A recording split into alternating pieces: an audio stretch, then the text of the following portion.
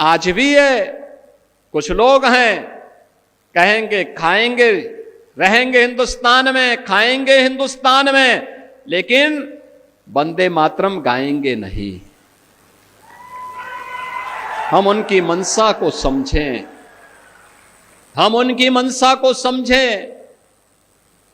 ये बाध्यकारी नहीं है, लेकिन यह समझने की विषय वस्तु भी है।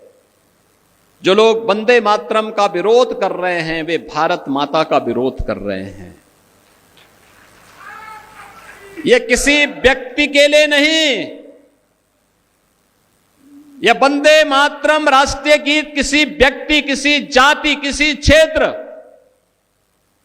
या किसी एक ईश्वर, किसी एक उपासना विधि के प्रति आग्रही नहीं बनाता है, बल्कि यह तो भारत माता की वंदना है।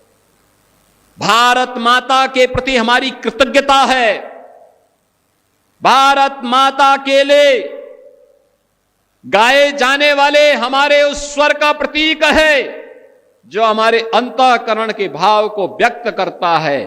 और यह सच है, हमने देवी के 3 रूपों को महादुर्गा, महासरस्वती और महालक्ष्मी के रूप में ही पूजन करके भारत और भारतीयता को आगे बढ़ाने की शक्ति अर्जित की है। तो स्वाभाविक रूप से वंदे मातरम के माध्यम से भी इस सस्य श्यामला मातरम की इस भाव को ध्यान में रख करके हमने उसे महादुर्गा, महालक्ष्मी और महासरस्वती के रूप में उसकी वंदना करके भारत के प्रत्येक नागरिक से यह आग्रह किया है कि वह वंदे मातरम के साथ जुड़े, भारत की राष्ट्रीयता को मजबूती प्रदान करें।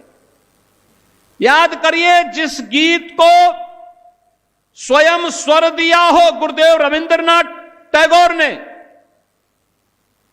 उस गीत का विरोध किया जा रहा है। भारत का क्रांतिकारी जिस गीत को गा करके फांसी के फंदे पर चूमता था, उसका विरोध किया जा रहा है। भारत की एकता और अखंडता का प्रतीक जो गीत है, उसका विरोध किया जा रहा है। इस विरोध के लिए कोई जगह नहीं होनी चाहिए, हमारे यहां कोई जगह नहीं होनी चाहिए। और इसीलिए मैं आप सबसे अपील करूंगा, बहनों और भाइयों, कोई मत हो, कोई मजहब हो, कोई जाति हो, और राष्ट्र से बढ़कर के नहीं हो सकता है। याद रखना, हम सब के लिए राष्ट्र प्रथम होना चाहिए।